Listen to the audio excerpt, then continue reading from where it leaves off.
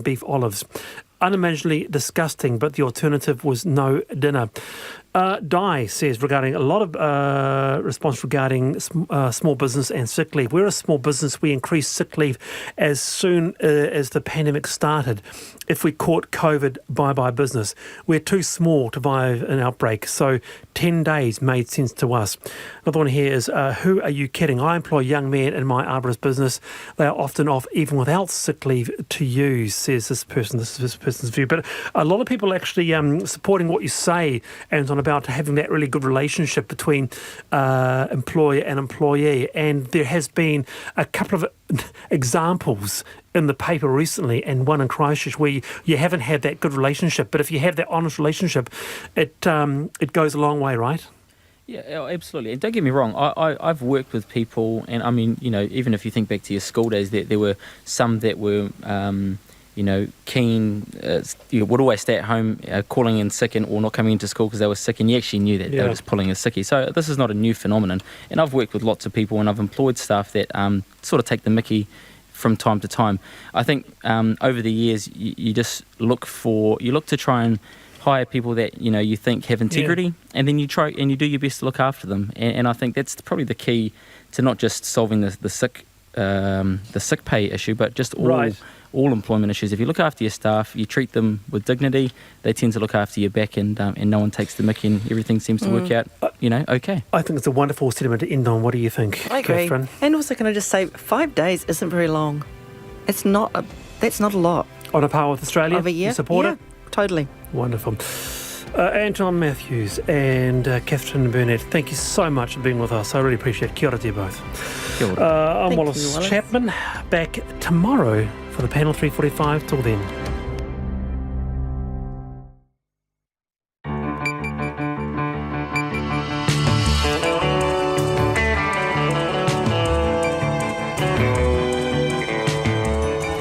Whakarongo mai koe ki te reo ararangi o Aotearoa. This is Checkpoint on RNZ National. I'm Lisa Owen. E Haereaki nei, a police dog is seriously injured after allegedly being shot by a wanted man making his getaway from police. The man was shot 3 times during the standoff near Dargaville, but is in a stable condition. A warning, tightening rules around adventure tourism could hit the sector hard following criminal charges over the Whakaari White Island eruption. A prolific Hawke's Bay dog breeder investigated by Checkpoint is ordered to cover an unhappy client's vet bills. 4 days work for 5 days dosh sound like a dream. If you work for Unilever, it's an experiment. Grinches, a church, maybe a miracle and a touch of redemption. Now that sounds like a Christmas cracker, doesn't it? Don't forget, you can watch us live on Facebook. RNZ News at 5 o'clock. Good afternoon, I'm Anna Thomas. A man shot 3 times by the police in the far north this morning was wanted on drugs and firearms charges.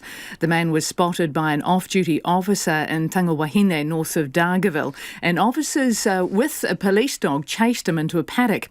When he fired a high-caliber handgun, wounding the dog, the police fired back. The man is in a stable condition and the dog is in veterinary care. The Northland Commander, Tony Hill, says it's the 4th time in 3 months officers in the region have been shot at, and he's very concerned.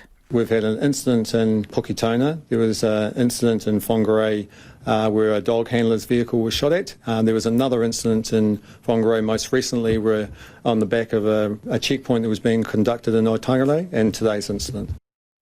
Tony Hill. Kaipara Mayor Jason Smith says the shooting has shocked Tangawahine. The community is a very small rural community, and people are extremely concerned that an event like this has happened in their patch. Jason Smith says he too is concerned about increasing gun violence in Northland. The average Auckland household will pay more than $100 extra in rates next year if the council's proposed budget gets the tick. The council is proposing a one-off rates rise of 5% as part of its COVID-19 recovery plan. That's $36 more than the 3.5% rise initially suggested. Mayor Phil Goff says a 5% rise will allow spending of $31 billion on capital infrastructure program to be maintained. The critical factor in determining the outcome was finding that balance between being reasonable to our ratepayers, some of whom are under some financial pressure, at the same time as we've wanted to continue to provide the core services and the infrastructure built for them. If approved, the rates rise would return to 3.5% after next year. The National Party's advising caution regarding the latest spat between China and Australia. Australia is demanding an apology from China for a Foreign Affairs official's tweet that featured a drawing of an Australian soldier holding a knife to an Afghan child's throat. National agrees with the government, telling China the tweet is unacceptable, but leader Judith Collins says a careful approach is advisable. Particularly for a very small nation where it can sometimes be seen as easier for any country to put pressure on us, certainly financially or in security ways. Judith Collins. The government will rush through legislation before the end of the year to allow drug checking at festivals over the summer break. For several years, volunteers operating in a legal grey area have set up stalls to test people's drugs for high-risk substances or dangerous impurities. The Health Minister, Andrew Little, says this law change will allow them some limited short-term protection until longer-term regulations are ready next year. That illicit drug use is going to happen anyway. It's happening now. This is about keeping young people safe. Labor has the votes to pass the legislation on its own, but the Greens and ACT will support it. The construction of 2 mental health services buildings in Christchurch is to begin in January, and a youth health advocate says the new facilities can't come soon enough. The Canterbury District Health Board says Lee's Construction will be the lead contractor for the project on the board's Hillmorton campus. Sue Bagshaw says it's astonishing it's taken this long to get the new buildings up. It should have been done 10 years ago. The Princess Margaret facility for young people is absolutely third world standard and should have been replaced when everybody else left PMH 10 years ago. And it will make a huge difference to young people and mothers and babies. Sue Bagshaw. It's expected patients will be able to be admitted by November 2022. It's 5:04. In sport, Argentina have stripped Pablo Matera of the captaincy and stood him and 2 other players down ahead of Saturday's final Tri-Nations rugby test amid an investigation into racist social media posts. Matera allegedly made the comments between 2011 and 2013 relating to Bolivian and black people, which have now resurfaced. The Argentina Rugby Union has issued a statement condemning the comments and announced Matera's sacking ahead of this weekend's test against the Wallabies. Matera, Guido Petti and Santiago Socino have all been suspended until a disciplinary hearing is undertaken. The Black Caps wicket-keeper BJ Watling is in doubt for the side's first cricket test against the West Indies starting in Hamilton on Thursday. Watling suffered a hamstring strain while playing for Northern Districts recently, and if ruled out, Tom Blundell would take the gloves and move down from the opening batting spot to the middle order. Will Young would then open the batting for his first test debut. And veteran Australian NBA basketballer Andrew Bogut has announced his retirement from the game.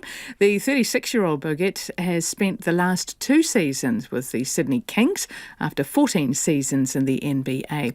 He was the NBA's #1 draft pick in 2005 and won the NBA title with the Golden State Warriors in 2015. Bogut says injuries have taken their toll and he's physically and mentally not up for another season. And that's the news. Charges are laid over the Whakaari White Island eruption. Today they're on an active volcano and I still believe they're in the right place for a long time. WorkSafe steps up. It is unusual and as I say it'll be interesting to see how this works out. 13 parties prosecuted. None of this action is going to bring any of these people back. At the end of the day, is it going to give anyone any satisfaction? Key moments. Morning Report, weekdays from 6 on air and online.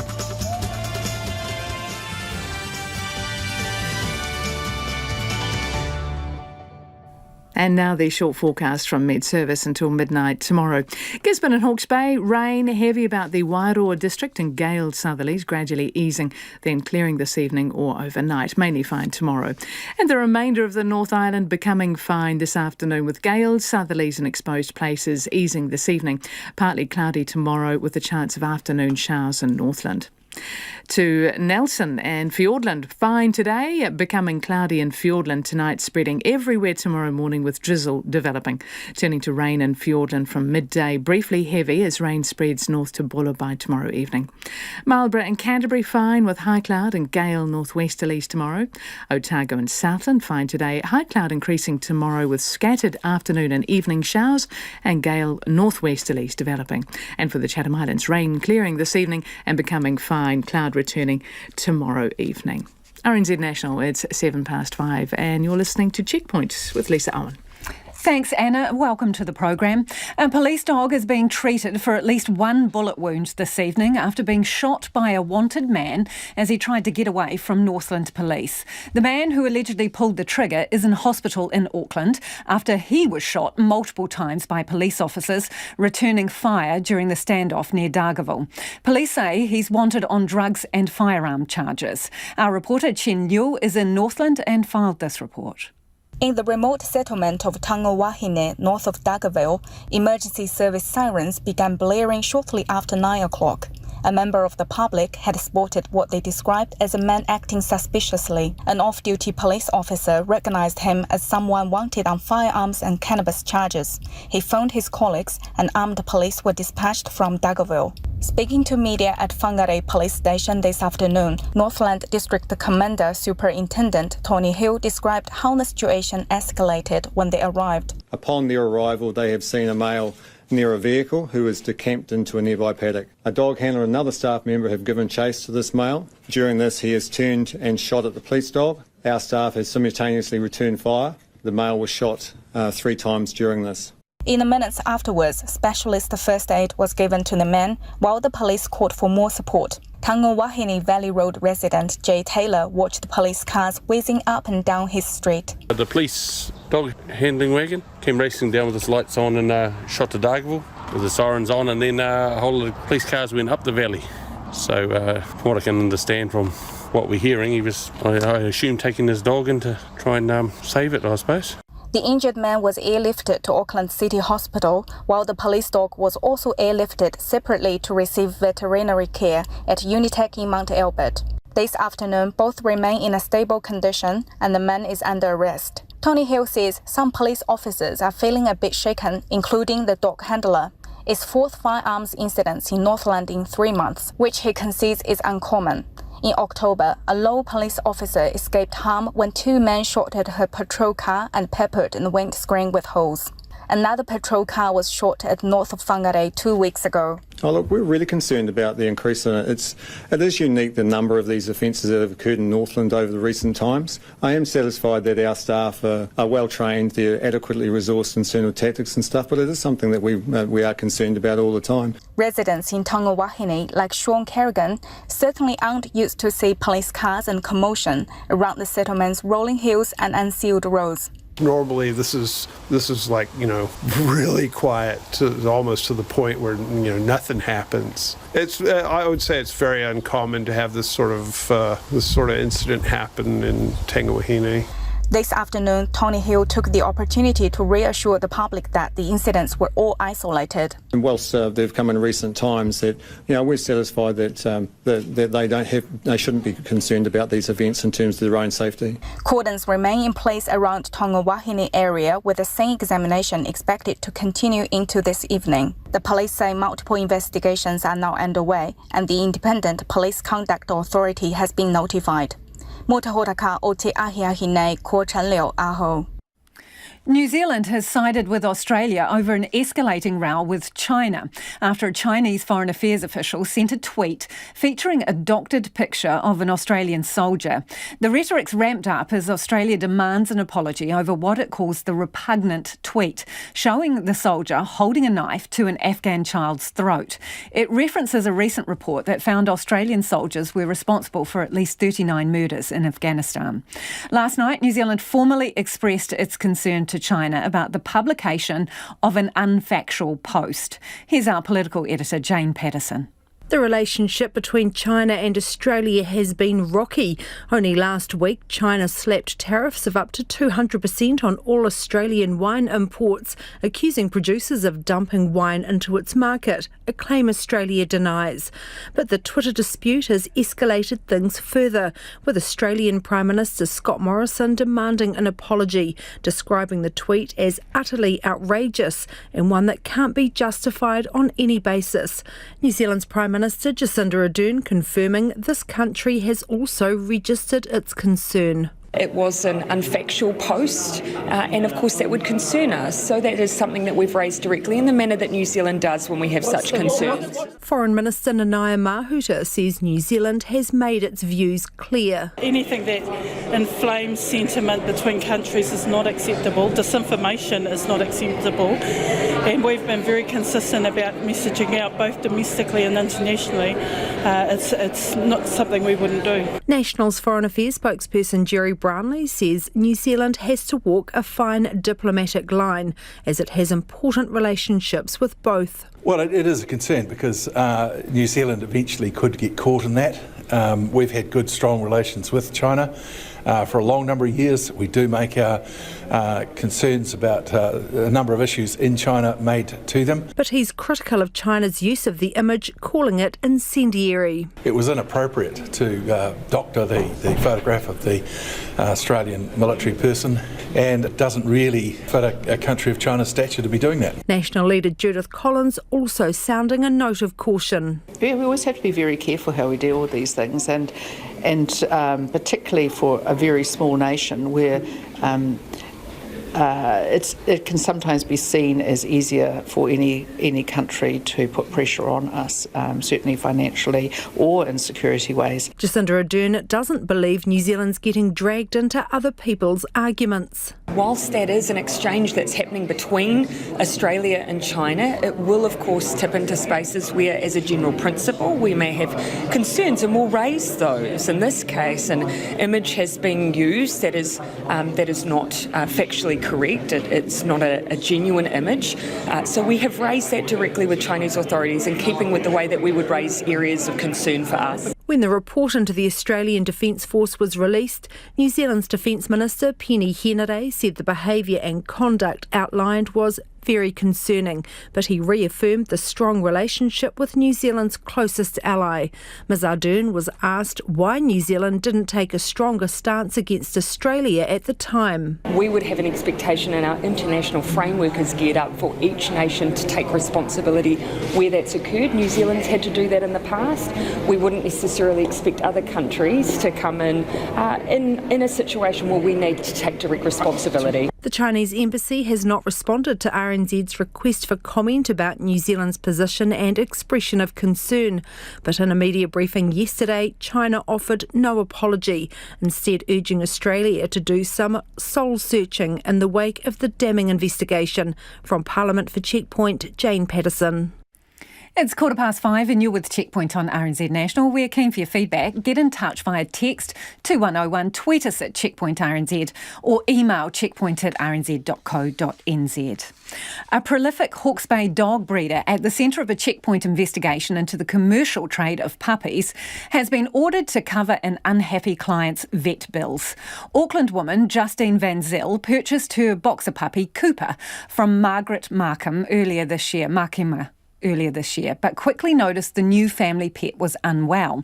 Ms Harkimer sold the boxer litter through a Hawke's Bay couple, acting as intermediaries. The trio's lawyer says Cooper's conditions were invisible to his clients, but now the Disputes Tribunal has ordered them to pay up. Nick Trubridge spent 7 weeks investigating this story, and he's got the latest developments. When Justine Van Zyl paid $2,000 for her new boxer puppy, she expected a happy, healthy family pet. Instead, she quickly discovered something was wrong with wee Cooper, who she picked up from the back of a station wagon at an Auckland petrol station on July 18. On the 22nd, I took my pup to the vet to get checked, and they had said that he had puppy pyoderma and cellulitis in his ear. At both his ears. He was whimpering from the day we got him, and I didn't know why. So when I took him to the vet, she had said because he was in such severe pain because of his ears, and he was always scratching at them. That's Miss Van Zyl speaking to Checkpoint earlier this year during our investigation into the health of puppies bred by Hastings woman Margaret Harkimer. Cooper the boxer puppy was delivered by James Roberts, who, along with his partner, acted as an intermediary for Miss Harkimer. The pup's health problems meant Miss Van Zyl was forced to spend hundreds in vet bills on top of the $2,000 she paid for Cooper. But the Disputes Tribunal has now ordered Miss Harkimer and Mr Roberts refund Miss Van Zyl's $769 in vet bills. We've voiced one of the key points from that decision. In my view, the dog was not of acceptable quality in that the evidence establishes that it had been received by the applicant in an unfit state. Checkpoint has seen documents confirming Miss Harkimer has refunded the vet's bills through her company Winfield Farms Limited. Miss Van Zyl says there's a key reason why she pushed on with her Disputes Tribunal claim. I'm just glad it's over and done with. I just felt that they need to be held accountable. She says the tribunal's ruling is very rewarding. But it was also stressful and difficult at the time. But yes, it's rewarding. The tribunal considered whether Miss Van Zyl was also entitled to recover the purchase price of her puppy, but ruled she was not unless Cooper, who is now healthy, was returned. Responding through her lawyer, Stephen Price, Miss Harkimer says the tribunal found Cooper suffered only from pyoderma and that parts of the vet bill not related to the condition were subtracted from the award. Miss Harkimer says pyoderma is one of the most common and treatable conditions affecting puppies, pointing to a UK study that found 1% of dogs taken to vets suffered from it. The tribunal did not find the illness was obvious when Cooper was delivered and the litter was checked by a vet and found to be healthy, Miss Harkimer goes on to say. She says she offered to pay Cooper's vet bills prior to the hearing, but says Miss Van Zyl never replied. Miss Harkimer says the tribunal told Miss Van Zyl she was not getting a free puppy or even half a free puppy. But Miss Van Zyl says she didn't spend $2,000 to wind up with a sick dog. I expected him to be full and healthy and no issues underlying at all. But that wasn't what we paid for. Cooper was one of 9 puppies in this litter. Another puppy involved in Checkpoint's investigation, Loki, was put down by his new owners after developing a suspected congenital condition which affected his mobility. Stephen Price says Loki's hind leg problem was not his client's fault, says they wouldn't have decided to put him down and that the condition was only suspected by a vet. Miss Harkimer has provided Loki's owners with a full refund. For Checkpoint, Nick Trubridge. The country's spy agency Watchdog says the SIS behaved in a questionable way when it decided not to tell the police it knew a serious crime was being committed. The report by the Inspector General of Intelligence and Security comes after RNZ revealed in September that a former SIS agent made a complaint to the security watchdog after being haunted by the memory of what he found during a covert operation in the late 1980s and early 1990s. Investigative journalist Guyon Espiner explains what happened. In the late 1980s and early 1990s, the SIS are targeting a man, they're targeting a house in Auckland. They break into the house. One of the SIS officers or agents captures photographic evidence that there is serious sexual abuse happening by this man perpetrated against his daughter. Now, we're talking about serious sexual offending. He goes to his superiors and says, I think we should call the police on this. The police need to intervene. He's rebuffed.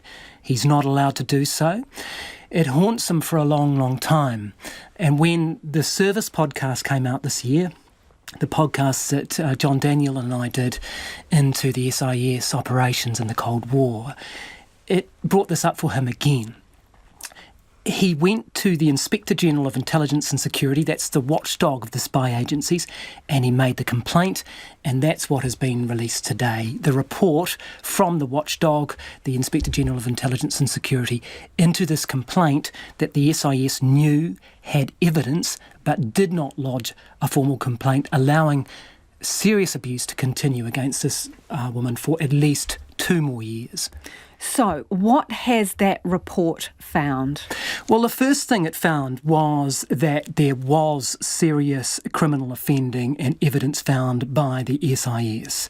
I should point out it's a heavily laundered report. They have to, by law, put this report out. This is a sanitised version, so we don't have names and details. So what we know was serious sexual offending. They are calling serious criminal offending. But look, that's the first important point, that they did find evidence of that and that they did not inform the police of what they had learned. Now, they go on to say that, look, to be fair to the SIS, they didn't realise the gravity of the offences, because in subsequent years this man was convicted for more than 10 years jail for these crimes. Now, they're saying that when they got this evidence, they did not know the full gravity of that offending, and so that's a sort of mitigating circumstance, if you like. They also say, oh, well, look, there weren't processes in place for us to inform the police. We're operating under old legislation. I should point out they were not prohibited from doing so. They could have gone to the police and they did not. Did they even have a discussion? So they didn't go to the police, but did they actually sit down and say, this is the evidence, and make an informed decision about what their move would be? Well, you've absolutely hit on it. And to break your question into two parts, there apparently was a discussion. The SIS claimed that there was a discussion with the police. There's no evidence that they can produce to say that. But to address your other point of the question, they did not give the police their evidence. So there may have been some discussion, there may be some abusive relationship going on here, but they certainly did not pass on what they knew. That is very, very clear from the Inspector General's report. Do we know if their motivation was that they didn't want to compromise the operation that they were clearly carrying out? Effectively, that's what a reasonable person could assume. That's the only assumption that we've got. We're not told why they were targeting this person, and this person is not named in this report. One of the most obvious things, the obvious question is, isn't it, should the SIS have told the police? Now, this is the most interesting quote in this fairly, official sort of bureaucraties report. Quote, what is reasonable for an intelligence agency in such circumstances is not necessarily what is reasonable for an ordinary person. In other words, what would you and I do? I know what I'd do. I'd ring the police straight away. They're saying that the SIS was in a different circumstance and that there were conceivable reasons why they may not have gone. You've hit on one of them. Possibly it was so they didn't compromise an intelligence operation. Maybe that intelligence operation involved foreign partners. It's quite possible it did. MI6, CIA, possibly the Five Eyes partners. We don't know that element of it, but for whatever reason, they didn't want to compromise it and they didn't go to police. This is an agency that operates by stealth, though. This is their core business. So it raises another question. If they didn't want to overtly notify the police, surely they have the means, expertise and skills to ensure that the information gets to the police by some other avenue. Yes, indeed. I mean, in fact, as you say, that's their bread and butter, isn't it? To be able to do these things from behind the scenes. So whatever action they could have taken, they did not do so. And it's interesting to see the conclusion of the report, which, it doesn't really want to come down against the SIS. It says the behaviour was, quote, questionable in not informing the police, but Brendan Horsley concludes that I do not find myself in a position to reach a firm conclusion that the service acted improperly by not informing the police of what it learned. So questionable, but not improper. Now, make of that what you will. Okay, so one of the single most important things in this is the woman. She was a girl then. She would be, a young woman now. Do we know if any apologies been made to her, if there's any recourse for her?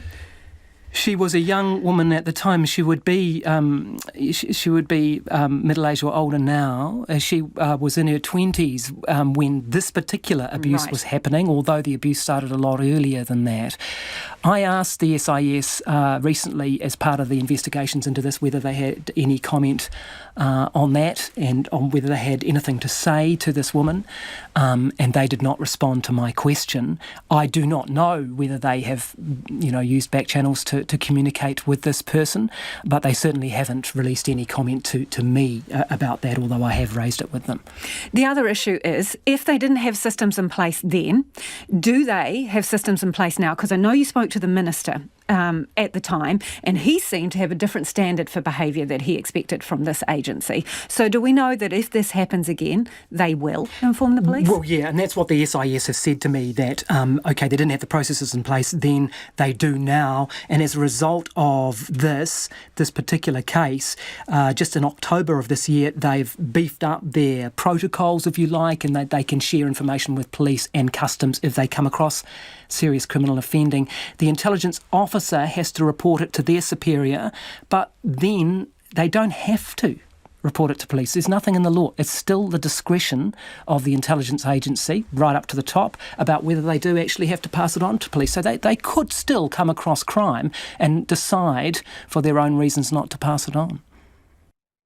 And that was investigative journalist Guy on Espin there. Let us know what you think. So they're not obliged to pass on knowledge of a serious crime taking place.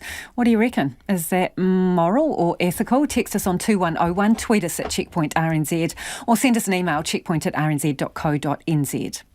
The tourism industry is warning that tightening rules around managing risks could hit the sector hard in the wake of the Whakaari White Island eruption. At least 2 tourism operators, White Island Tours and Volcanic Air Safaris, are among the 13 parties charged by WorkSafe. The eruption has also sparked a review by MB into regulations governing adventure activities that operate near natural hazards. Tourism reporter Tess Brunton has more. Adrift Tongariro operates guided walks on and around active volcanoes, including Mount Ruapehu and Tongariro. Its director, Stuart Barclay, says they've upped their safety systems even more since the Whakaari eruption and ensure their guests are well informed about the volcanic risks. Essentially, if you're in the middle of a volcano and erupts, you really don't have any chance. And that's something that's quite new for us to be telling our customers since the terrible White Island tragedy. He says the risk at Tongariro is very low, and the Department of Conservation manages and closes access to the mountain if the risk rises. Stuart Barclay is concerned the government review may trigger more rules and compliance costs that already cost his business thousands of dollars. He'd reconsider whether to operate if that happens. There is a tendency for statements to be, we want to make sure this never happens again. Well, unfortunately, people do die eventually. Everybody dies. And people do take risks. As long as they're knowledgeable of the downside of taking those risks, then I would hate New Zealand to become a country that is really mothered through everything and not given the opportunity to go out and have fun. This isn't the first time an eruption has forced a rethink of safety practices. Stuart Barclay was operating back in 2012 when Tongariro erupted. He says the key step would be to improve how eruptions are monitored and forecast, but he says that's easier said than done. Tourism Industry Aotearoa Chief Executive Chris Roberts says the country should think very carefully before making big changes to how risk is managed. There are significant implications if, as a country, want to take a different approach to managing risk.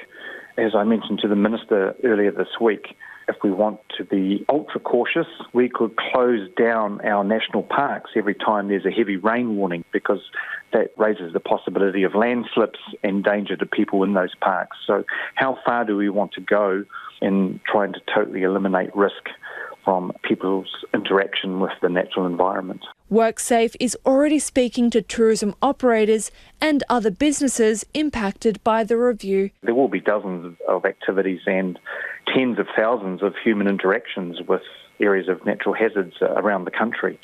And so how do we manage the interaction of people going to places that might be susceptible to things like landslides or volcanic activity or ocean surges? Chris Roberts says Aotearoa has the best adventure activity rules in the world and they don't need to be reviewed. But he agrees a rethink on human activity around natural hazards does.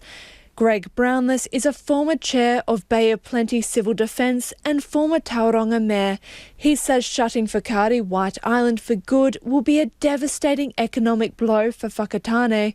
But the government has to weigh up what is best for everyone. It's not looking good because this was on a level 2, and I think they'd had level 2 before. But level 2 in this case resulted in a terrible eruption. The tourism industry will be watching closely as advice from the review is given to the Workplace Relations and Safety Minister later this month. For Checkpoint, Cortes Brunton, Tēnei.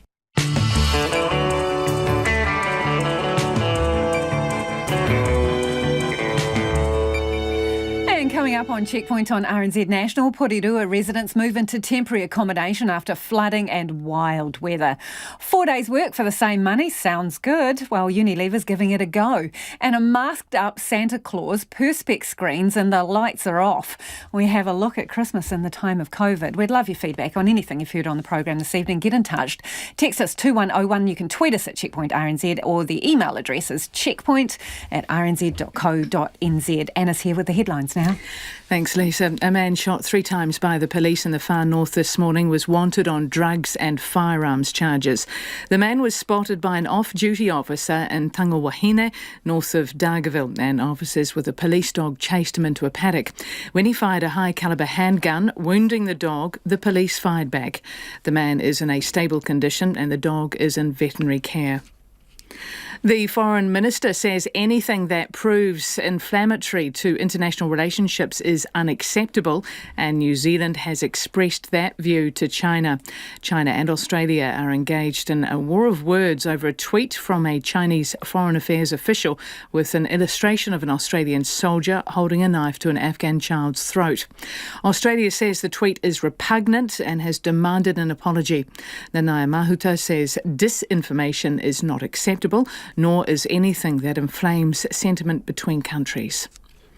Auckland Council is proposing a one-off 5% rates increase next year as part of its COVID-19 recovery plan. The 5% rise would amount to an extra $36 per household. The year after, rates would rise by 3.5%. The government will rush through legislation before the end of the year to allow drug checking at festivals over the summer break. For several years, volunteers operating in a legal grey area have set up stalls to test people's drugs for high-risk substances or dangerous impurities. The Health Minister, Andrew Little, says this law change will allow them some limited short-term protection until longer-term regulations are ready next year. The Queenstown Mayor is delighted with the government's decision to allow migrants already in the region to be employed through a work visa. The Ministry of Social Development has now included some hospitality and tourism roles in its undersupply list for the district. Queenstown Lakes Mayor Jim Bolt expects up to 1,500 people could benefit from this. And that's the news. Thanks, Anna. If you're just joining us, this is Checkpoint and I'm Lisa Owen. And it's time now for the business news with Nicholas Poynton, who joins me in the studio. Nicholas, you've got reports of another chief executive biting the dust. There's been a few. Who's this? Yeah, this is Sky Television's Martin Stewart. It comes after, a couple of weeks ago, we saw that mass exodus at Sky City. We've also had the head of the Kathmandu group yesterday. He's resigning. He's moving into a senior role in the Australian Public Service. But in a statement that we got from from Sky City on the Stock Exchange this morning, it says that Martin Stewart is leaving the job after less than 2 years in the role, and that he's leaving because of ongoing border restrictions. Those have been factored into his decision. He's from the UK. He's worked a lot throughout Europe, so you can safely assume that those restrictions on international travel, that inability to get home when he wants to, that's played a real factor in him, deciding to step down from this role. role. So he's upped and left. He's about to return home. Interestingly, the company's chair, he says he was disappointed by this decision. He said Martin Stewart, he came to this conclusion about 10 days ago, and he says his situation isn't unique. He says that, we can probably expect more foreign executives here in New Zealand looking to bolt home, because if these restrictions continue to remain in place, and this also creates a bit of a headache for companies that are looking to hire talent, because it probably narrows the talent pool, because you can probably imagine we might have a situation where foreign executives that may want to come here and work may not like the idea that every time they want to leave New Zealand and come back, they might have to spend a couple of weeks in managed isolation each time. So the counter to that is, though, we might have to back some New Zealand talent. And that's a good point, and that's what Sky Television has looked to do themselves. They've chosen its Chief Customer Officer, Sophie Maloney. She's been promoted to CEO effective immediately. She has over 20 years worth of experience in international media, and she will also become the first woman to lead this company. Yeah, and it's a tough market too, so that's going to be an interesting watch. No doubt you'll be talking about them again soon. And before soon. we move on, though, I thought I'd mention their share price. It was down 3.5% on the back of today's news, so it's trading at 16.2 cents per share. And Westpac Bank, so it is emerging as a lone wolf in the economics community. Why? What are they saying? Yeah, well, last night I was on the show talking about ANZ's chief economist, sort of musing over whether there was a real need for further monetary and fiscal stimulus, given the fact we've had some really positive economic indicators of late. Now, this is a view that's been shared by both independent economists as well as those economists who work at the major retail banks. They've all sort of come to this in some way, shape or form. They sort of agree that the strong performance of the economy since we came out of those lockdowns, the effect of stimulus to date has been really effective, and also the funding for lending program has probably softened the need for further action. However, into the Westpac Bank, who are becoming somewhat of an isolated voice. Its chief economist today reaffirmed its forecast that they believe the OCR will be cut and taken into negative territory, although that they have slightly changed when that will happen and how big a cut that will actually be. Because they say, despite this optimism in the economy, they believe the stimulus will be needed to push back against those deflationary pressures which will come into focus next year. That's a situation where we have falling prices and rising unemployment. That would be catastrophic for the economy. That could send us into a real, deflationary spiral rather. So I guess you could say that Westpac, they are taking a bit of a downbeat view, but economists, they aren't fortune tellers. They'll be the first ones to tell you that. So I'm sure that if we did see a material change in things through the next sort of 3 or 4 months, Westpac would be amongst the first banks to revise their outlook. Okay, well, you've told us about Sky TV. What else was going on the markets today? Well, it seems that the PM's comments about China may have moved the value of some companies' share prices. The NZX did close down 1/3%, about 39 points to 12,730, dragged down by A2 Milk, who significantly weighed in on our stock market. So when they go down, and they're a company that does a lot of trading with China, sort of drags everyone else down with it. And looking to our dollar, it's at 70.3 US cents, 95.5 Australian, and 52.6 British pence. Thanks, Nicholas. Nicholas Poynton with our business update there. Now, speaking of updating, let's update you on some traffic news.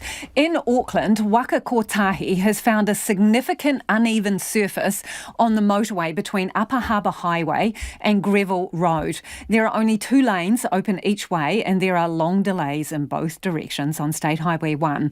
Lanes will remain closed all night. On State Highway 1 southbound, a truck has broken down and is blocking the middle lane after Ellerslie Panmure Highway on-ramp. You can expect delays there. Well, that sounds like fun on the roads. If you're anywhere near there, text us, let us know what it's like, 2101, or tweet us at Checkpoint RNZ if you're not in the driver's seat. Global consumer giant Unilever is using its Kiwi workers as a test run for a 4-day working week. From Monday, its New Zealand-based employees will start a trial working a shorter week. And if successful, it will be rolled out to 155,000 of its workers around the world. It follows what Vodafone calls a successful trial last summer, allowing its workers more time in the sun. And a 4-day work week already in place in a handful of companies in New Zealand. Here's our reporter Tracy Neal with what Unilever's move might mean for more workers. A 4-day working week is a reality for some, on the horizon for others, but a distant dream for plenty. I love it, I want it, but I can't have it. I think I'm doomed for a 6-day working week. 4-day working week, is that something you'd like? Yes, that would be very good. What would you do with the extra day? I would have one more day of sleep and then one more productive day. I would, but I would like to get paid the same that I still do. Absolutely. 1 or 2 working days would be good, but 4, heading in the right direction. Yes, incredibly. It would be nice to be able to look around Nelson more and go and explore, especially coming up to summer. Unilever's New Zealand boss told 9 to Noon a 5-day working week isn't necessarily the best way to operate. Nick Bang says it's just the way we've always done things. The 4-day week almost acts as a bit of a forcing mechanism to get all of us to think, work and act very differently. The concept isn't new. Office worker Joe has worked 4.5 days a week for 10 years. It's good because you can do errands on the half day and then have a weekend to enjoy. Do you go to the beach? Sometimes. Sometimes I just stay at home and do the gardening. And then there's the 4-day week set up by estate planning services business Perpetual Guardian. Founder Andrew Barnes worked with the 4-day week Global Foundation co-founder Charlotte Lockhart to set it up. She says the conversation globally is now well advanced. It's just reflective of the fact that people want to work differently. COVID itself has given us a bit of a kickstart into actually the fact that we have to work differently. So we've been having conversations with, the likes of Unilever. We've been speaking with them, for over a year. And we're working with 3 other large multinationals, along with a number of New Zealand businesses as well. Ms Lockhart says they don't work with businesses that only want to change for their own benefit, those that want the productivity but won't hand the time back to their workers. She says a compressed week works because it gives workers the benefits that matter the most, flexibility and the chance to work from home. I often say to employers, we need to remember that we borrow our people from their lives. And so it's about putting everything back in balance. And that the 40-hour week, that we celebrate with Labour Day, we don't work a 40-hour week anymore. She says now is the time for a rebalance. Last summer, Vodafone New Zealand set aside a month where its staff were able to work a short week by leaving work at 2 p.m. every Friday. Spokesperson Nikki Preston says the summer hours trial was a big success and the springboard to bigger things planned this summer built on the company's existing flexible working policy. We're actually just about to launch a new flexible working approach over summertime, encouraging our staff to roam, work from anywhere, embrace free-range working and still do their work, so keep with their outcomes focused, but they can do it wherever they want to in the country. Ms Preston says Vodafone surveyed its workers post-lockdown and found most wanted to keep flexible and remote working options. But it really just made us double down and look at other ways we can embrace mobile working, free-range working and flexibility for our staff. Unilever's 81 New Zealand employees will still retain their salaries at 100%. Nick Bang says they're not expecting their staff to cram 5 days' work into 4. If we find ourselves in a situation, having gone live with this, that our team are simply doing the same hours within 4 days, then we've failed. That is completely and utterly missing the point of what we're trying to achieve here. Nick Bang says lockdown proved that staff were highly productive working from home, but caution is needed to ensure that doesn't mean they're available all the time. For Checkpoint, Tracy Neal. It is almost 6:45. I'm Lisa Owen and you're with Checkpoint on RNZ National. Let us know what you think about the prospect of a 4-day working week. Text us 2101. Porirua City Council is expecting to have to find more accommodation for people whose houses have been ruined in recent flooding. 17 houses in total have been made uninhabitable. Harry Locke reports. It was late on Monday evening when Whitby resident Pauline got a phone call from her daughter. The first time I knew about it was my daughter had rung up, said she saw it on the Whitby face page, and then I looked out the door and saw this big fire engine parked outside. Porirua has had 2 days of wild, wet, windy weather, causing flooding and slips across the city. Pauline lives on Moonsail Road. The fire crews outside her house were busy rescuing one family from their home after it was damaged by a slip brought on by the weather. Another house was also damaged but was empty. The truck's arrival left her feeling anxious. I was in a panic because I was in the house on my own because my husband and son had gone round to watch the Grand Prix at the daughter's place, and I called them and they came rushing back. But, I didn't know what was really happening then. Pauline has lived in Whitby for 4 years. The incident has made her feel slightly more uneasy. Now, looking around at the hills makes you a wee bit worried. In total, 17 houses have been made uninhabitable over the past 2 days as a result of the weather. Residents of 15 Plympton houses evacuated on Sunday after severe flooding. The City Council is now providing one of those families with accommodation. The Porirua City Council Controller, Jerry Wren, says he expects more will need help. Maybe one or two more. Most people in these situations tend to make their own arrangements, people they know and so forth. But there are always people that need additional help. So, yeah, probably we'll go to 2 or 3, I would think. But he says finding them a place to stay is not easy. Accommodation is very difficult to find in Porirua, just about anywhere at the moment. All the hotels are full, and so we've got a team working. When that comes up, we've got a team working on that to find places for people to go, and we have so far have been successful. Skip bins have been stationed in Plympton for residents to dump their waterlogged trash into. Wild weather has also hit Wellington, where crews have been kept busy.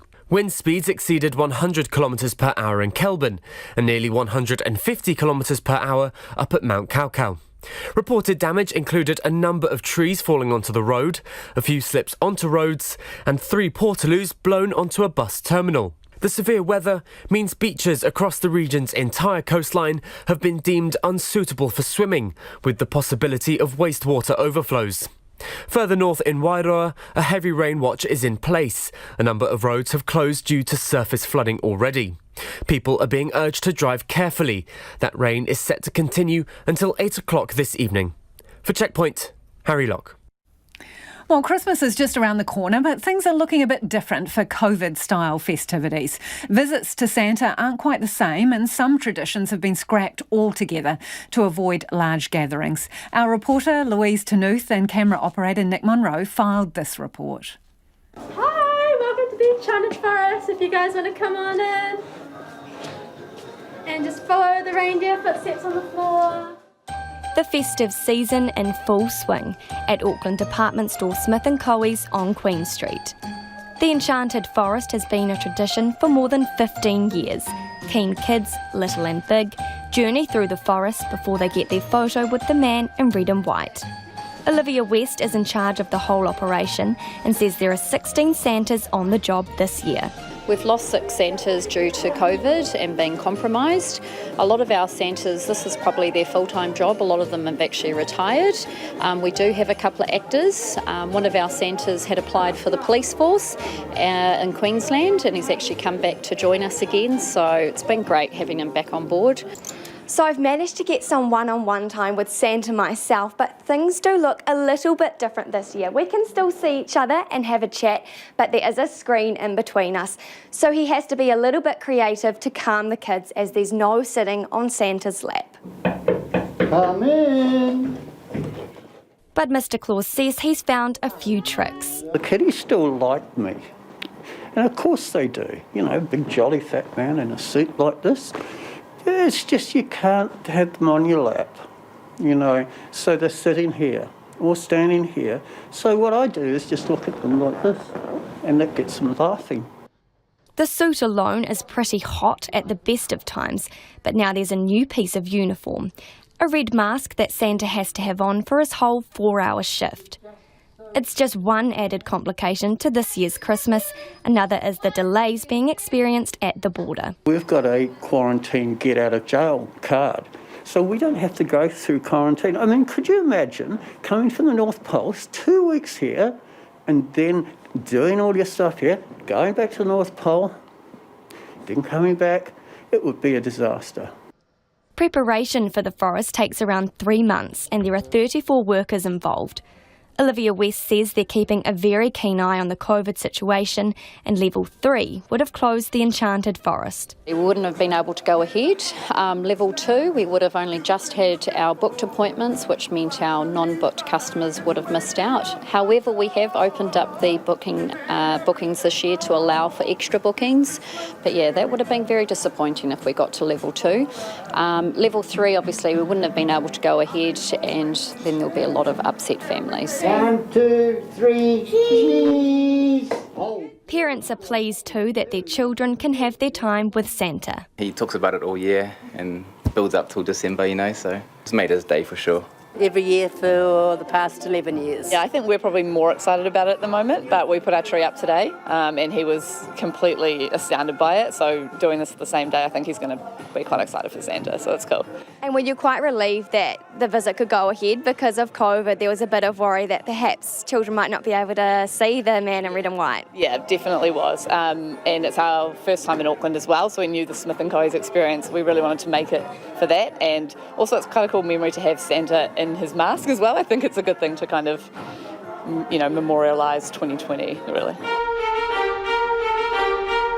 But some traditions won't be going ahead. The switch has been turned off on the Franklin Road Christmas lights this year.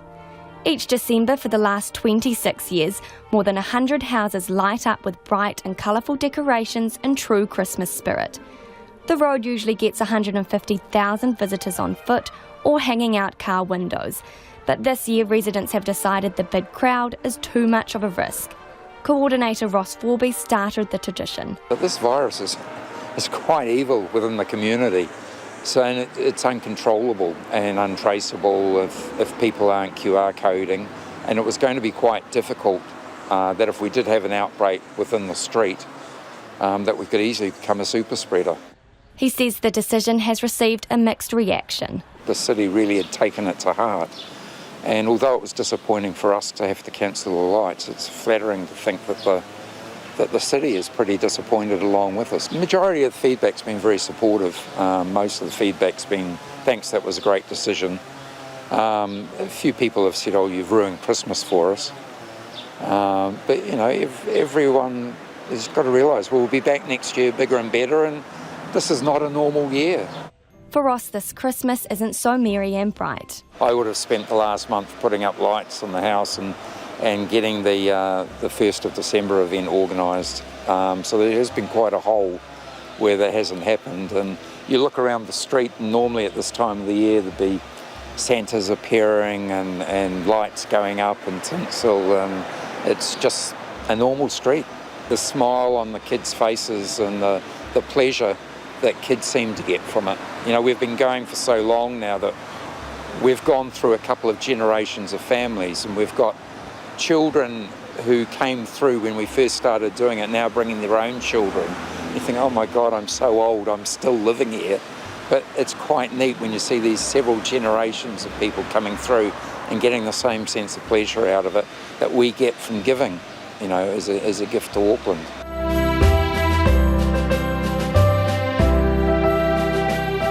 Christmas with a difference in the time of COVID. For Checkpoint, Louise Tanuth. Just a point of clarification there. A few of you got in contact worried when the lady from the store said there's 6 Santas down due to COVID. They're well, the Santas. They just have compromised immunity or are vulnerable, so couldn't work as Santas this year. All good, though. This Christmas story is not your typical Christmas story, but arguably involves Grinches, what might be described as a miracle, and even a touch of redemption. Sunday just gone, thieves stripped a church near Nelson of all its precious goodies and religious items. Everything from the sound system to the communion plate and a Gottfried Lindau painting, leaving chunks of the ceiling hanging down after they even tried to peel the heaters off the wall. Pastor Andy Marr of St Paul's Lutheran Church in Upper Motiri turned up ahead of Sunday service to find the ominous sign of a door ajar, and the church picked over. What we have been left with are the church pews, which are very heavy, the organ and the piano. Everything else that could be carried out has been. Some of those parts of our church, the communion set and the candlesticks, they've been here since the 1840s. the church itself has been here since the 1850s. Like there's a connection with those items. For us, the biggest tragedy would be for some of those things like the paintings and the wood carving, that they, be just destroyed, chucked on a bonfire because you can't find anything else to do with it, or you leave it down a fire break somewhere because, you don't know how to get rid of it any other way. Now, that was when we talked earlier in the day. Then a major development late this afternoon. Pastor Andy says he was standing in the church office. And I noticed quite a tall man in a skinhead, in a death metal T-shirt, and he was wandering around the church grounds. And when he came towards the office, I went out and met him, and he asked me if I was involved with the church, and I said, yes, I was the pastor here. And he said, I think I might have some stuff in the back of my car that belongs to you. And so I walked with him over to his car, and he opened the boot, and there was our stuff. Wow, so he opens the boot, and what? It's like a treasure chest of your stolen things. Yeah, like the all the silverware was just stacked in the back of the car, and the sound system was there. The only thing at this stage that I can see that is missing that is really of value to us as a people is the Grand Pizzi carving. But yeah. So just brilliant and blown away. So all the candlesticks, the Lindau painting, all in the boot of the car. Yep, all the communion chalices and plates and all that stuff is here. The painting doesn't have its frame anymore, but is intact and doesn't look damaged in any way. What did this fella say to you? And what did you say to him when the boot goes up and there's all your goodies? Oh, he just shared that a friend of his had a rather wild night on Saturday night and had been picked up when he was hitchhiking home, and ended up by being with the guys who were involved in this theft. That had picked him up, and they then beat him up and left him on the side of the road, basically. But he had a memory of where the things were kept, and the man who came out didn't want his friend to get in trouble with the police, so thought he would go and pick these things up and return them to us. So, tall man, tall story. Yeah, but I'm not. I don't think the man that came out and delivered things had anything to do with it. I think he has a friend that was involved. And,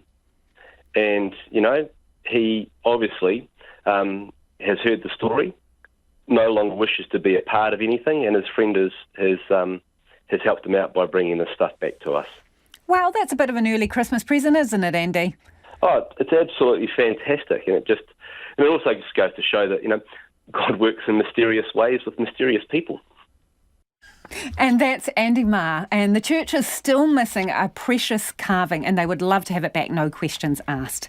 Getting a lot of feedback from you, many of you incensed about this story that investigative journalist Guyon Espiner has been covering. The spy agency Watchdog has said the SIS behaved in a questionable way when it decided not to tell the police that it had found evidence of child sex abuse. This listener says, appalled by the report of inaction by the NZSIS officers, ignoring ongoing serious child abuse. What moral failings that they thought their inquiry was more important than a child's welfare. Tipping off the police needn't have endangered their inquiry. Jill says neither moral or ethical. And another listener says the SIS thing is bloody terrible. They should have to report it so at least crimes can be followed up.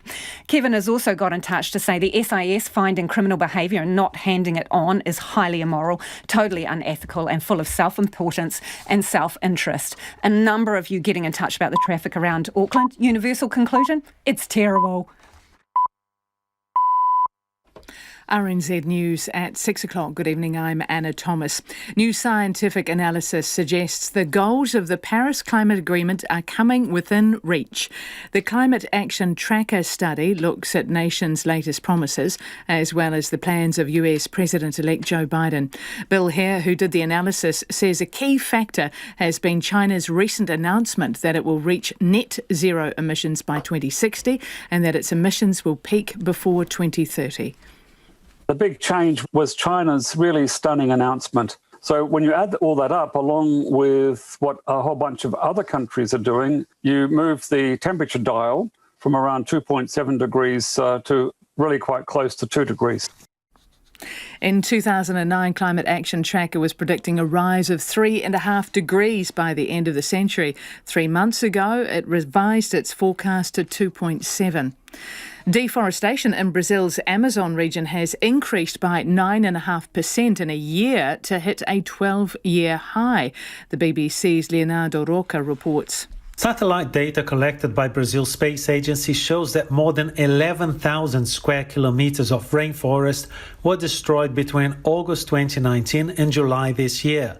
That's the highest figure in more than a decade. Environmentalists blame the policies of the Brazilian president Jair Bolsonaro for the situation. Since taking office nearly 2 years ago, Mr. Bolsonaro has encouraged the expansion of agricultural and mining activities in the Amazon, saying the region needs to develop. He has also cut funding to federal agencies that have the power to fine and arrest farmers and loggers breaking environmental law. Leonardo Rocha reporting. The police say a man who was shot 3 times by the police in the far north this morning was wanted on drugs and firearms charges. The man who had shot at a police dog after being pursued is now in a stable condition in hospital in Auckland. The wounded dog is in veterinary care. The Northland District Commander Tony Hill says it's the 4th time in 3 months that officers in the region have been shot at, and he's very concerned. The Revenue Minister says the government could increase the trust tax rate if people use it to avoid the new top income tax rate. Debate on legislation introducing a rate of 39% for people earning more than $180,000 a year begins tonight. It's expected the bill will pass through all stages this week. David Parker says if it becomes clear the 33% trust rate is being used as a loophole, the government will move on that. Well, we're going to monitor it. If that behaviour becomes apparent, then we'll move to increase the trust rate to stop that being used as an avoidance loophole. However, Mr Parker was reluctant to repeat this comment when asked again by journalists after question time this afternoon. The largest youth voter turnout in more than 2 decades has come as welcome news to the Chief Electoral Officer. In this year's election, 94.1% of people aged between 18 and 24 were enrolled and 82% of them voted. Alicia Wright says about 40,000 more young people turned out compared to the last election. She believes that there was a variety of reasons for it. We had a lot more voting places this election. We were out in the community. We had community liaisons. We had youth advocates. And it was a big election. There was a lot to have your say about with the referendums and the general election. The Chief Electoral Officer, Alicia Wright. A disciplinary committee has fined a Whanganui engineer for poor work. David Mulholland has been censured in order to pay $13,000 in costs. The Engineering New Zealand Committee has found he worked outside his areas of expertise and did not complete a stability analysis on 3 sites. It says his calculations were flawed and insufficient and he was acting incompetently. Mr Mulholland has accepted the decision and will no longer do geotechnical engineering work. It's 6:04. In sport, the Black Caps wicket-keeper BJ Watling is in doubt for the side's first test of the summer against the West Indies starting in Hamilton on Thursday. Watling suffered a hamstring strain while playing for Northern Districts recently. If he doesn't play, Tom Blundell will take the gloves and drop down the batting order with Will Young coming in to open on debut. Despite Watling's possible absence and other injury concerns, which have kept Colin de Grandhomme and Ajaz Patel out, Coach Gary Stead says the squad still has a very settled look to it. We are confident, I guess, in the build-up that our guys have had with quite a bit of first-class cricket. I know some have come straight from the IPL, but hence that was the reason for resting some of them Trent and Kane in particular, to ensure they got the red ball readiness under their belt and freshness before they hit the Test series. Gary Stead. Argentina have stripped Pablo Matera of the captaincy and stood him and 2 other players down ahead of Saturday's final Tri-Nations rugby test amid an investigation into racist social media posts. Matera allegedly made the comments between 2011 and 2013 relating to Bolivian and black people, which have now resurfaced. The Argentina Rugby Union has issued a statement condemning the comments and announced Matera's sacking ahead of this weekend's test against the Wallabies. Matera, Guido Pitti and Santiago Socino have all been suspended until a disciplinary hearing is undertaken. And that's the news. Tonight on Nights, there's a window on the world of the Mapuche, Chile's largest indigenous nation, attempting to set up its own health system. Trevor Reiki seeks out the facts behind the fiction surrounding pioneer American bluesman Robert Johnson, and our military historian Damien Fenton on the so-called football war between Honduras and El Salvador, although football was really just an excuse. On Nights of me, Brian Crump, after the news at 7 on RNZ National. Te reo, irirangi o Aotearoa funded through New Zealand On Air. Now the short forecast from Met Service until midnight tomorrow. Gisborne and Hawke's Bay, rain heavy about the Wairoa district and gale southerlies, gradually easing and then clearing this evening or overnight. Mainly fine tomorrow. And for the remainder of the North Island, becoming fine with gale southerlies in exposed places, easing this evening. Partly cloudy tomorrow with a chance of afternoon showers in Northland. Nelson to Fiordland, fine today, becoming cloudy in Fiordland tonight, spreading everywhere tomorrow morning with drizzle developing, turning to rain in Fiordland from midday, briefly heavy as rain spreads north to Bulla by tomorrow evening. Marlborough and Canterbury, fine with high cloud and gale northwesterlies tomorrow. Otago and Southland, fine today. High cloud increasing tomorrow with scattered afternoon and evening showers and gale northwesterlies developing. And for the Chatham Islands, rain clearing this evening and becoming fine, cloud returning tomorrow night. RNZ National, funded through New Zealand On Air. It is 6:07 and you're listening to Checkpoint with Lisa Owen. Thanks, Anna. Kia ora anō. If you're just joining us, this is Checkpoint. The government's come under more scrutiny today for skyrocketing house prices. The Prime Minister and her deputy say they're seeking advice on ways to slow down the rampant price increases.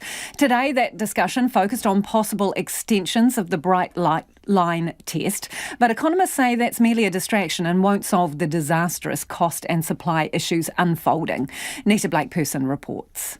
The housing market continues to reach dizzying heights. Figures from property research firm CoreLogic show the house price index rose 2.1% last month. That's the highest monthly rise in 16 years. The average house price is now $769,000. It's an unsettling figure and something the government is under increasing pressure over. What's her answer to why house prices have increased more in the last month than they did since 2004. Are rapidly increasing house prices in New Zealand almost unprecedented during a time of recession and growing unemployment, causing wealth inequality to get worse? Is he considering further extending the Bright Line test to have an effect upon house prices? But the Prime Minister is rejecting responsibility for the problem. Jacinda Ardern saying it's a scenario being seen around the world. In the last month, we have seen extraordinary growth. Now, Mr. Speaker, part of the issue is not just domestic. If you look overseas, 9 out of 10 democracies that we compare ourselves to and economies we compare ourselves to are having exactly the same issue. Low interest rates are being used globally to stimulate growth in hard-hit economies through COVID, and members of the public, Mr. Speaker, even in jurisdictions where they have things like capital gains taxes or their equivalent, are investing in property.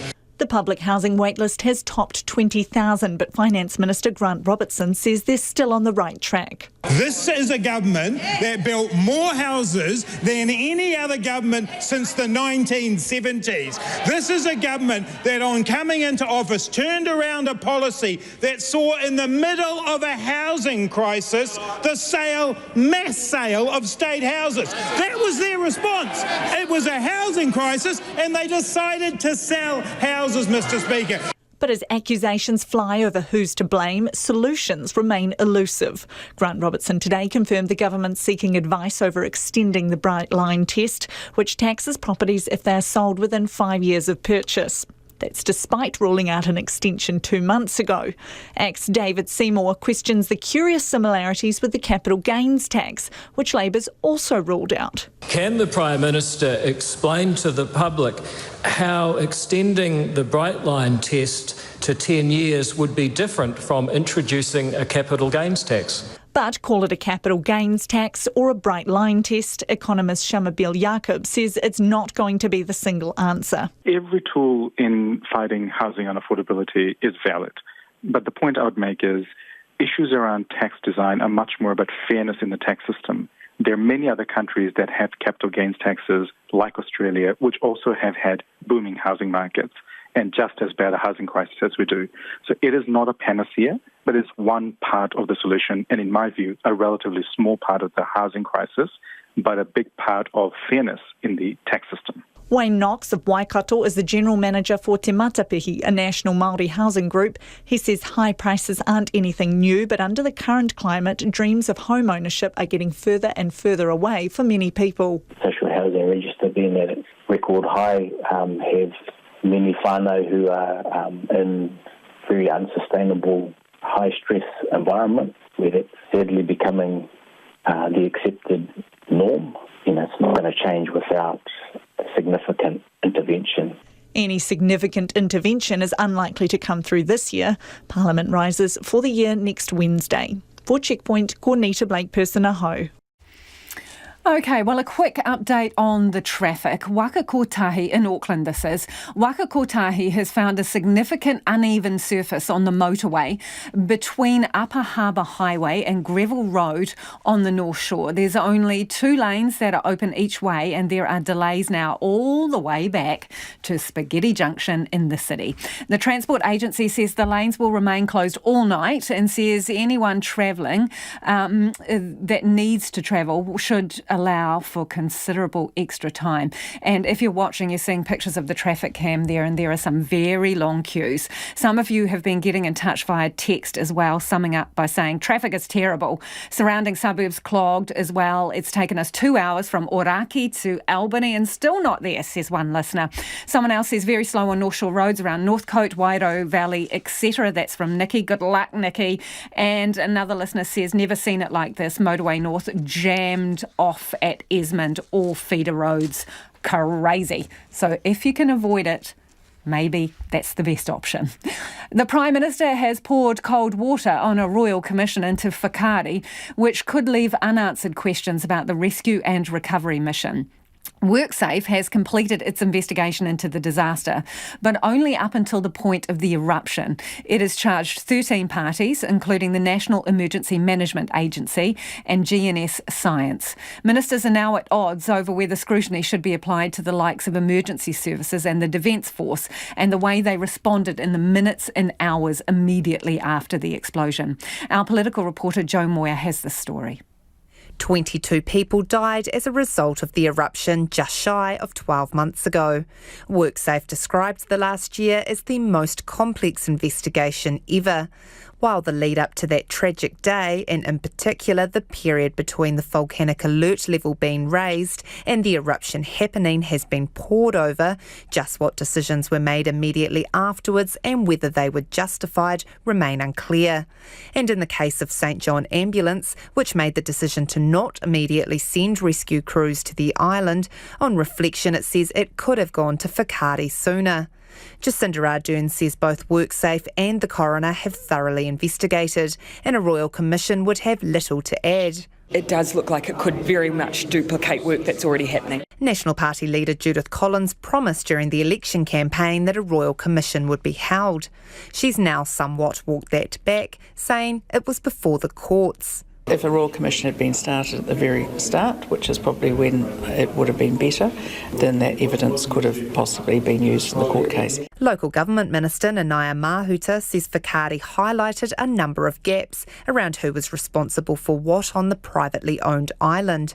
Over the last 12 months, officials have been pulling together information on how to strengthen and clarify the different roles various ministers and authorities play if something like this were ever to happen again. So, will the law change? I'm not sure at this stage, but I will take full advice from the officials about whether or not it requires legislative advice, and more importantly, to make very clear who has responsibility for what in those types of circumstances. Defence Minister Penny Henare says there could be merit in scrutinising the Defence Force's actions in the immediate aftermath of the explosion.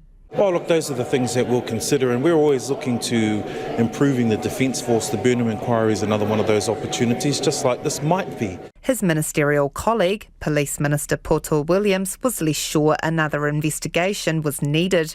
Civil Defence Minister Kiri Allen says WorkSafe had already undergone an investigation and NEMA is one of the parties charged. Look, if there's other reviews that need to be done, we will be undertaking those, but right now the focus has been on the WorkSafe investigation. Ms Allen says she hasn't received any advice to date that the way Civil Defence handled things during the post-eruption response was not up to scratch.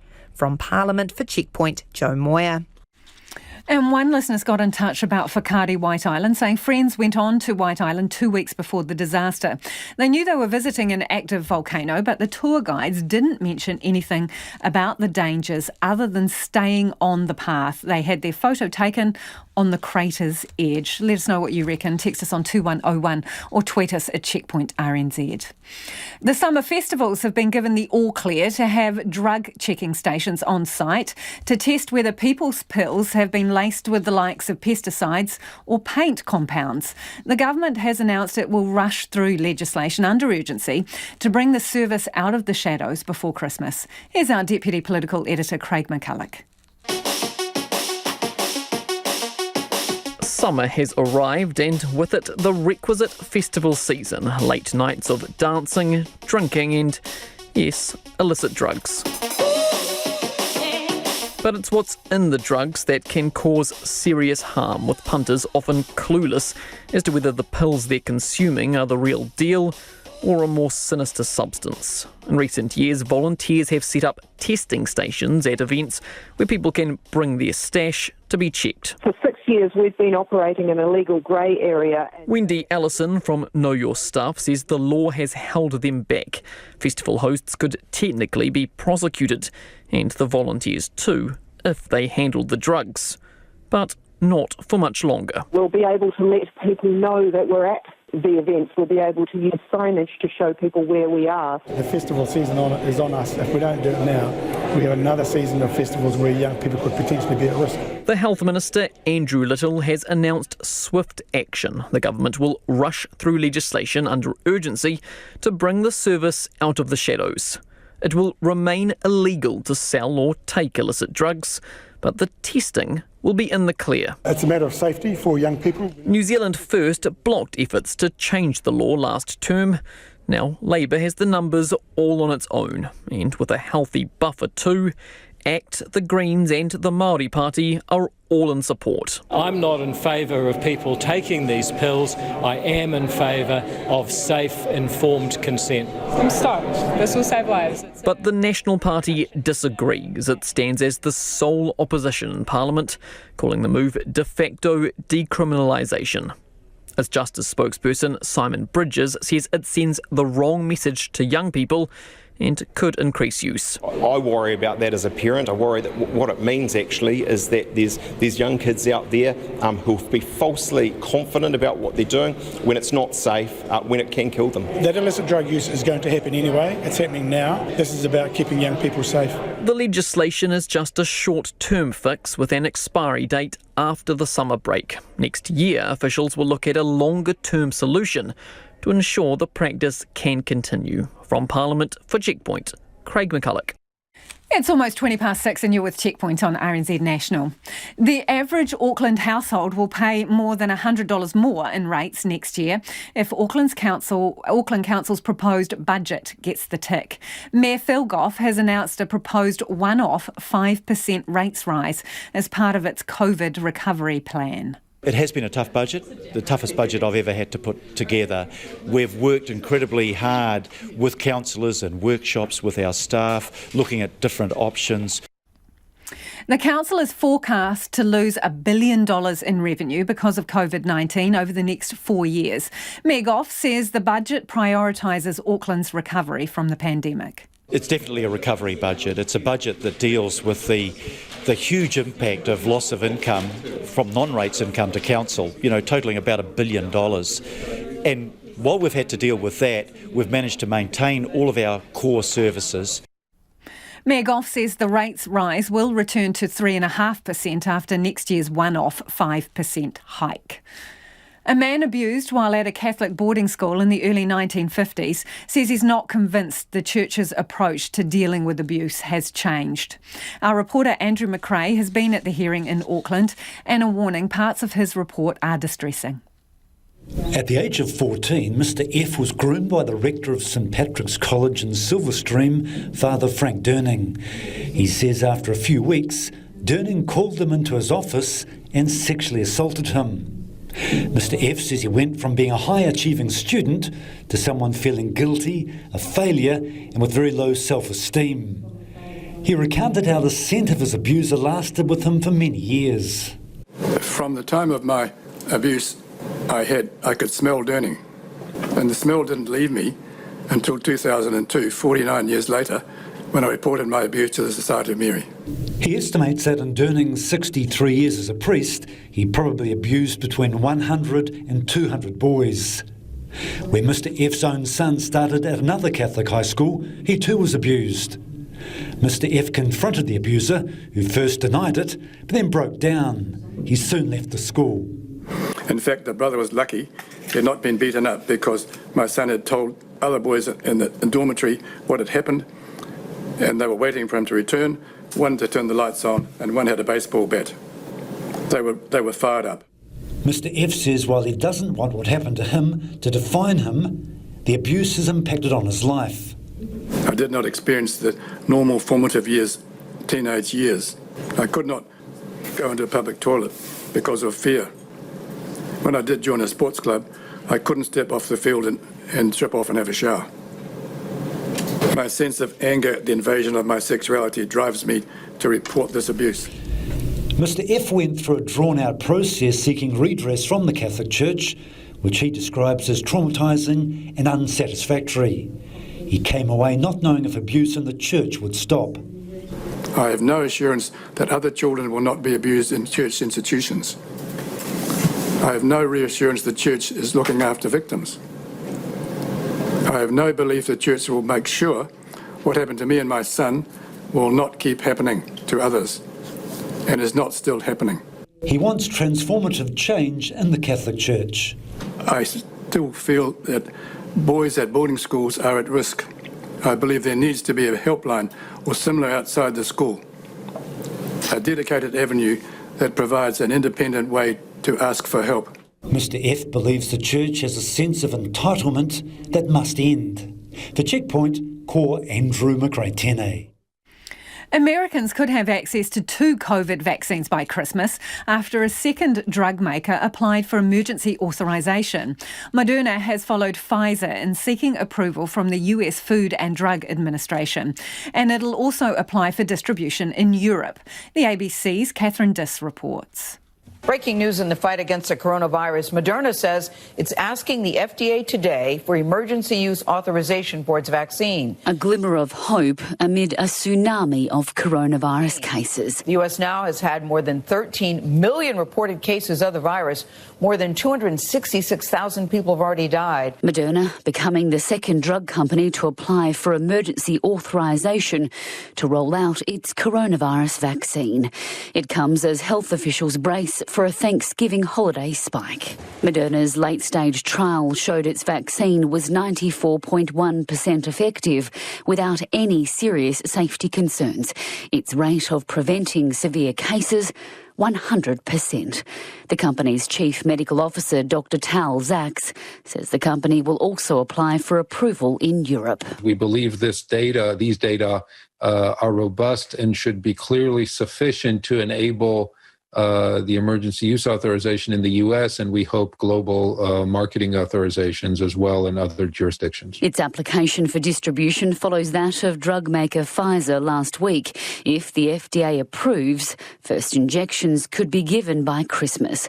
Here's Health and Human Services Secretary Alex Azer. People in nursing homes, the most vulnerable, be thinking healthcare workers who are on the front lines of most interacting with suspected COVID cases as the first tranches of people that will try to get vaccinated. But there are big concerns over just how many Americans will take it. Polling data shows half said they won't.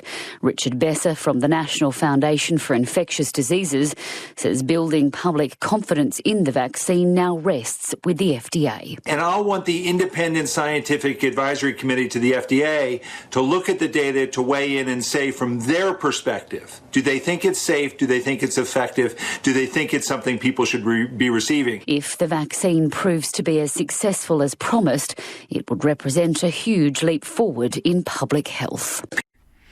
The ABC's Catherine Diss reporting. Hundreds of people in the Cook Islands will walk around the whole of Rarotonga tomorrow morning to promote a more active and healthy lifestyle. The 32-kilometre Leaders Walk for Life was inspired by the hugely successful Cook Islands Games and will also raise money for sports equipment for schools. RNZ Pacific's Tali Anderson has the details.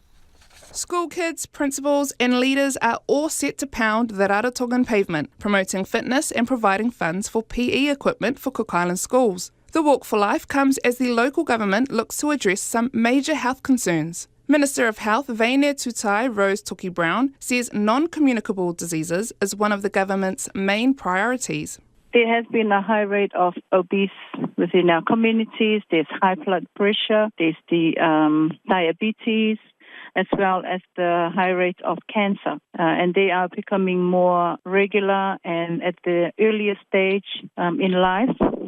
She says it's been hard to challenge the Cook Islands culture and way of living.